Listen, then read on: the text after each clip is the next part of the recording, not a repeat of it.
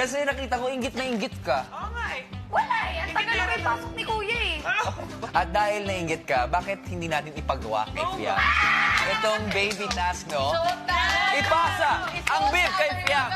Baby Fiang. Isuot na ang mahiwagang bib. Kailangan ipahula mo sa Big Four yung isang bagay na gustong-gusto mong ginagawa ng magulang mo nung baby ka. Okay. Okay? And ang catch, hindi mo dapat pwedeng sabihin to. Bawal ka magsalita. Okay. Kailangan i-act out mo lang. Handa ka na ba? Yes, I'm born to be ready. Okay. Girls, are you ready? Yes. 2, 1, go! Susuka.